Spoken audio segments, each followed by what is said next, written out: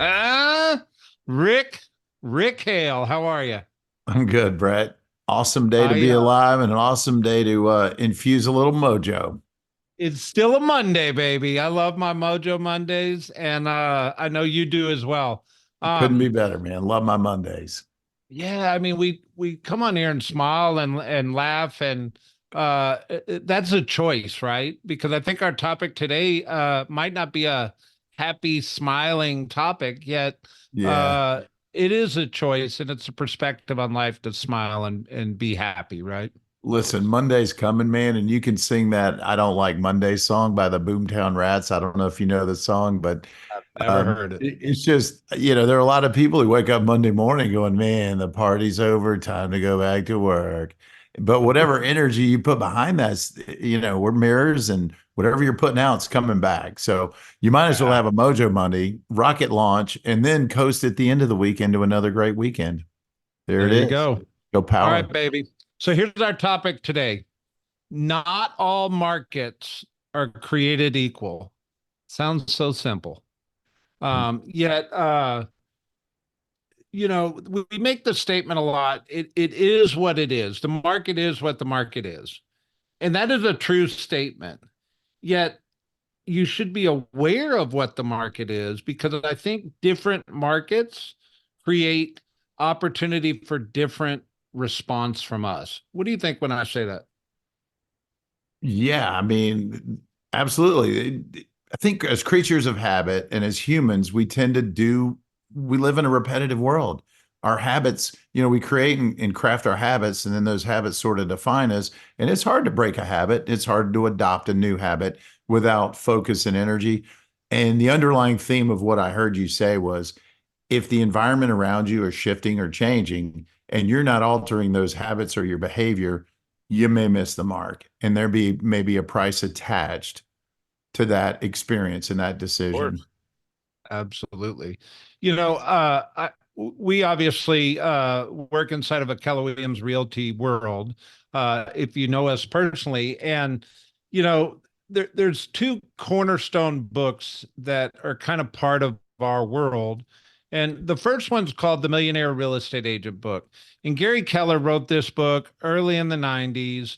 And if you really read the book and understood it at the highest level, the theme of that book was really go build a marketing based business, prospecting enhanced, Rick.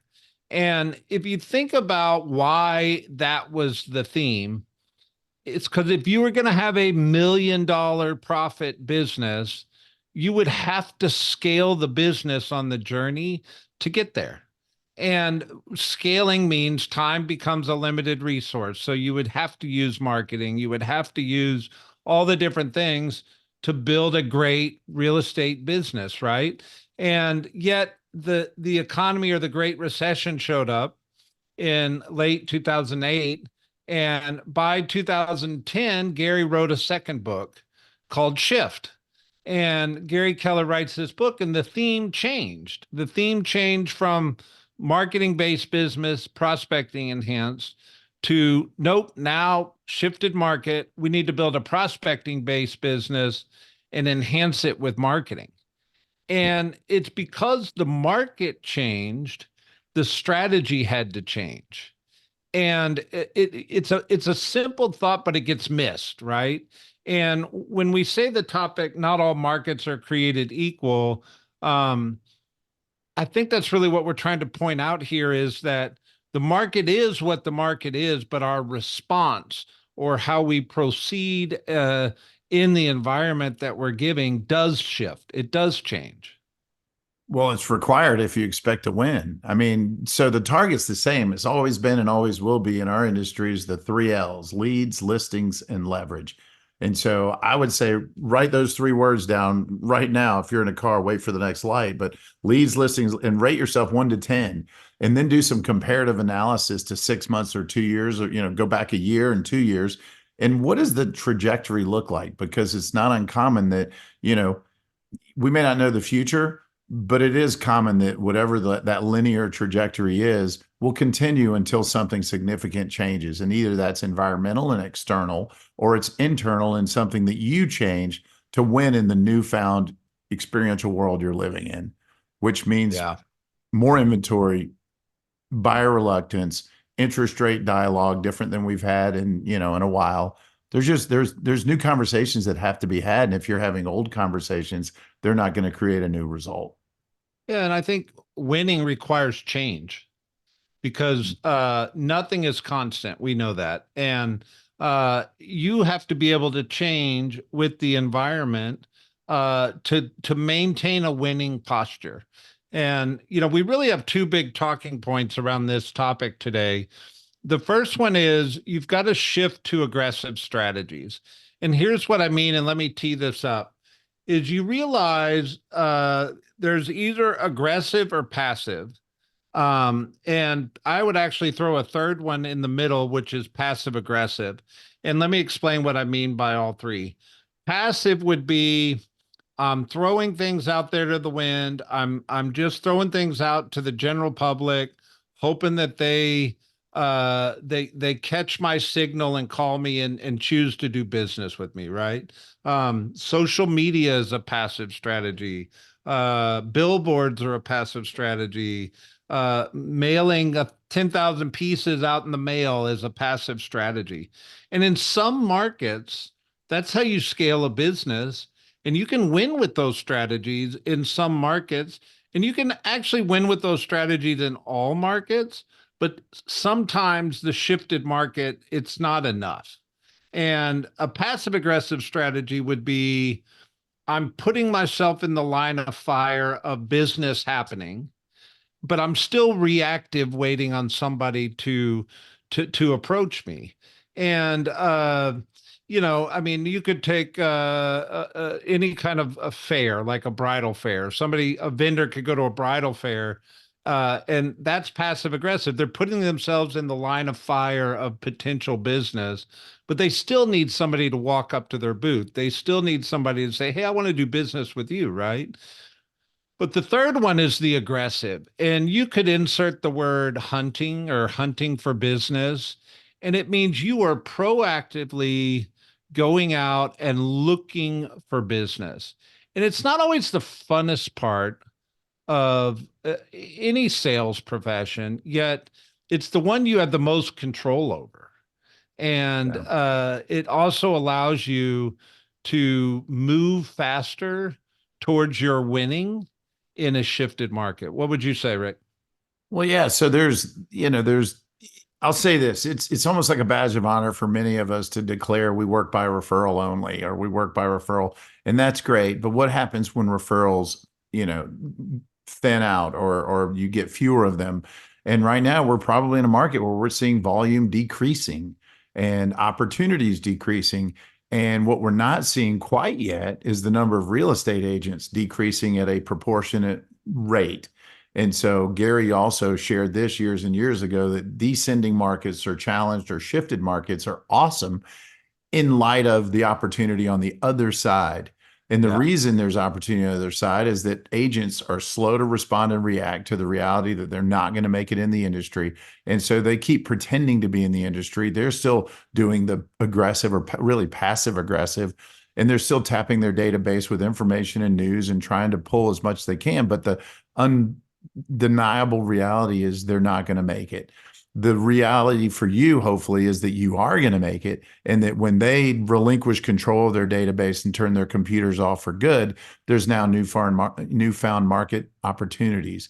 But the people who are going to win are the ones that are already planting seeds behind those dying crops so that they don't lose a season. And when those go away, your crops emerge. So this is the time to be more aggressive, to attack, a bigger, broader audience, and to be very purposeful in your conversations to that audience about the opportunity and value proposition you represent. Yeah. And I want to make mention it's not out of fear, it's out of No. strategy. And Yes. the early bird gets the worm is a famous saying. The people that uh, take an aggressive stance typically are the people that are going to find the business first and consequently take the business, so that everybody else that was passively trying to find that business, it never makes its way to them. Yeah. And it's a mindset, and then it becomes a strategy. And I think we've gone through quite a few years of abundant market, and a lot of people were winning big in those abundant markets with passive and passive aggressive strategies alone. Yeah. And they're waking up in this market going, what's going on, Rick? I'm not winning at the same level I was winning at. But I'm still doing all the same things I was doing. I'm confused. And I'm Yeah. hoping the message today is it breaks through your confusion of going, why am I not winning the same level that I used to win? Oh, maybe I need to shift my strategy a little bit.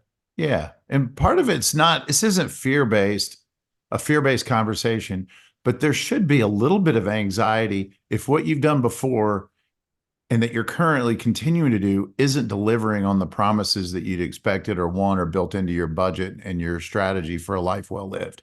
And so I was posed with this question at a recent mastermind, and it said, where are you flirting with disaster? And I thought, well, that's a dire way to position a question. And then the follow up intel or information was more along the lines of, what in your life right now that if you don't change and some circumstance outside your control were to continue to push on it or create an environment where it's challenged, turns into something that could be disastrous. And I had to take an honest look. And one of the areas was, some of my discretionary spending. Like, to some degree, I haven't rehoned and recalibrated. And one of the things we're going to talk about is paying more attention to the small things inside of your budget so that they reap a reward and a benefit. And they're not just on automated recharge.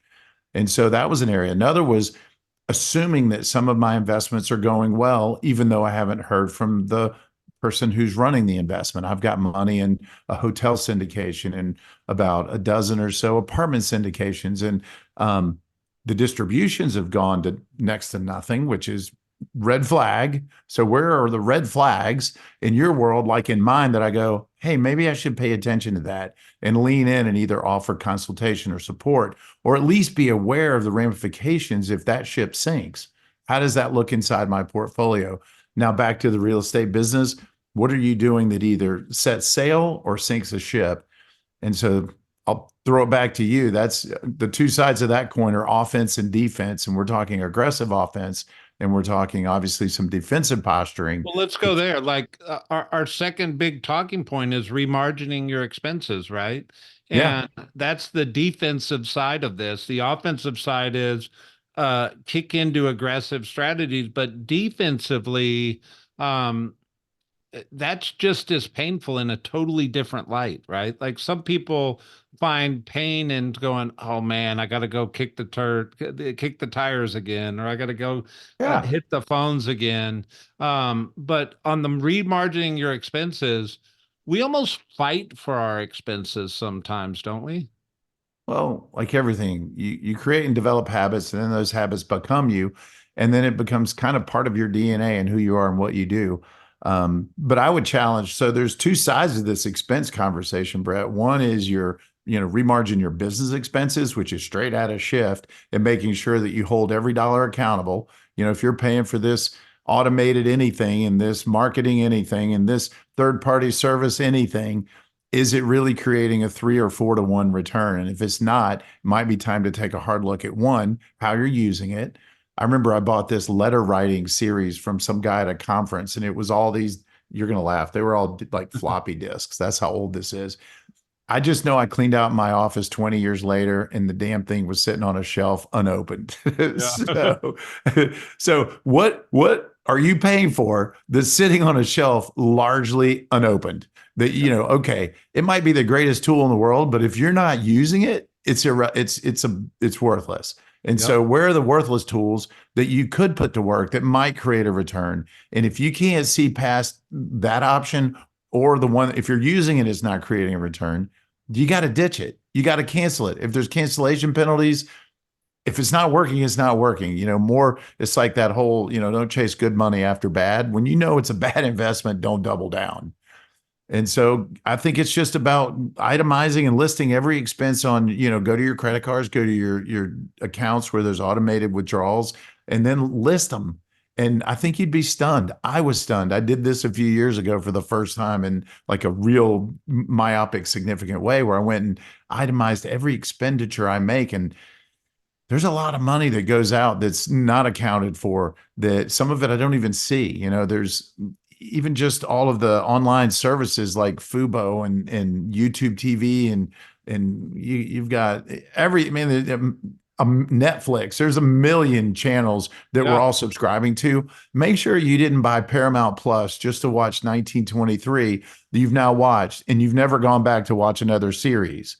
Don't wait for the next installment of that to come out in 2 years to cancel it. You talking to me? I might be. Yeah. I'm I don't talking to know. I mean, myself because I think I still had Paramount Plus. I I can't think of a time I clicked on the icon, but I'm pretty sure it hits my credit card every month. 100%. And, we're not immune to this conversation either. We're talking with you, not at you. And it's just a moment in time where this is the conversation we should all be listening to. And how do we go play offense that's appropriate to the market? How do we go play defense that's appropriate to the market? And honestly, defense is appropriate to any market, but it's crucial when you're coming from not as much abundance as you used to come from, right? Yeah, don't assume just because you used to have abundance that you will have abundance. And so sometimes the best offense is a good defense. And in this conversation, though, I'm going to flip it back to you because I think, how you manage your time and your focus on the 80-20 rule and how you really put yourself out there differently is going to create a different result, not hoping that what you've been doing will somehow miraculously turn a corner. There you go. Well, So Rick, I think the challenge this week is really take a hard look, but you've got to ask yourself the question first. Am I winning? And if you are winning, God bless you. You may not have to change anything, but you should, but you may not have to.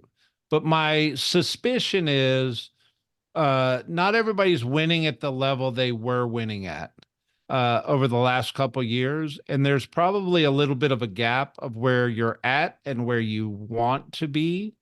And this might be the right conversation for you today in this moment in time around offense and defense, or be aggressive and remargin your expenses, right? I'll give you the final word, Mr. Hale. So the final word is this. We didn't dig into a lot of strategic, specific offensive opportunities or ideas. I think we'll save that for next Monday. We try to keep these under a half hour. But I will tell you, go ahead and let this settle. It's a people puzzle. And whoever has the better question wins, whoever asks the best questions. And it's a networking puzzle. And so, again, if you want to expand your opportunity, you have to expand your network and the people that you communicate with and apply your value proposition. So look at your day planner and confirm where you're expanding it and what opportunities exist. And there's your teaser for next week. Love it. Rick, what's today? It's Mojo Monday. 2, 4, 6, 8.